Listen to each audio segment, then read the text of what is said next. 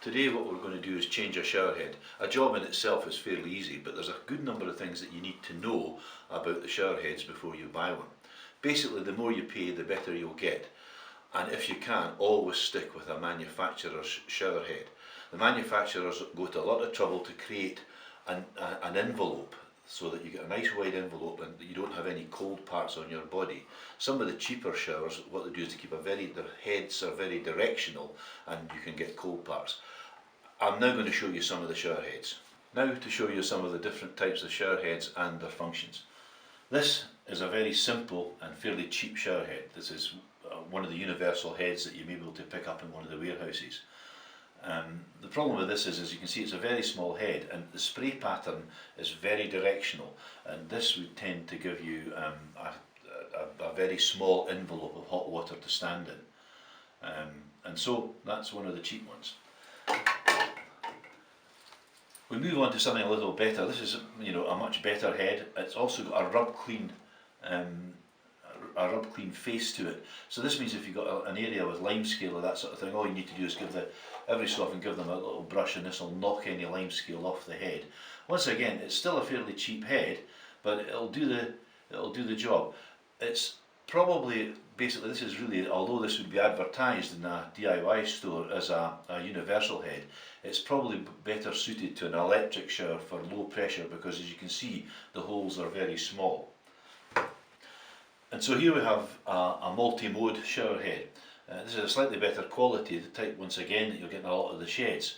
You can see it's got lots of small holes in it, which is ideal for an electric shower. The one problem you have with these is it's multi-mode, so you can change the different spray patterns.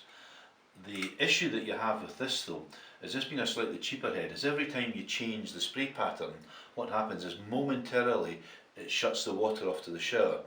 And this causes back pressure inside the shower and can cause the PRD to blow. So it's one of the things to be careful of. If you've got a cheaper head and you're going to change the spray pattern, it's probably wise to switch the shower off, then change the pattern and switch it back on again. This is, when you have the slightly better quality shower head, then you don't need to worry about that. One of the other things that you probably want to be aware of, this is a Triton head, and although it looks simple, it's actually a very good head. This it has rub clean parts on it and also has jets in the middle of the head.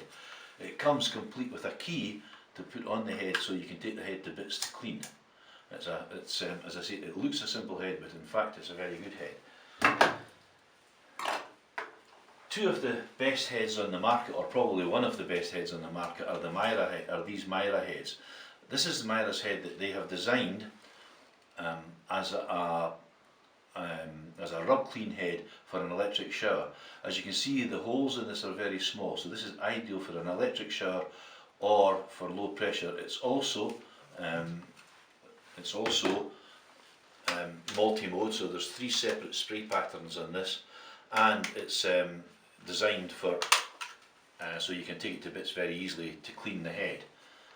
But there's this head, and Myra does almost exactly the same head, but this is for one of their pressure showers, for a power shower, and as you can see the difference, there's a difference in the size of the holes, the number and size of the holes, and so that really means that the difference between having a good envelope out of this in a low pressure situation and a real blast from this thing in a higher pressure situation.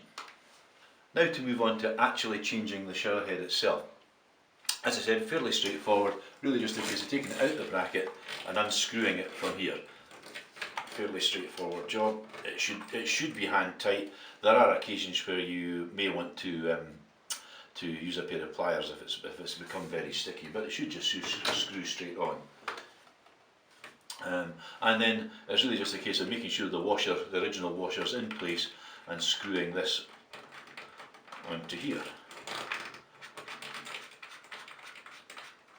And that's it. Pop it back up in the bracket, make sure it's nice and tight, and pop it in, and that should be it. That's your new shower head fitted. There is one small problem you can run into if you don't have the manufacturer's head and hose that match each other. Sometimes you can get a mismatch between the hose and the head. This happens here, that what can happen is that the hose can screw up and actually hit the end of the shower head before the washer inside seals. And so what you really need to do with this is put 2 washers in there. And here at the Shower Doctor, what we're going to do is we put 2 washers, an extra couple of washers in with every shower head, so that you can, in fact, put a double washer into the head, into here, and then this will stop the cone of the hose grounding on the shower head. That's it. That's how to fit a shower head.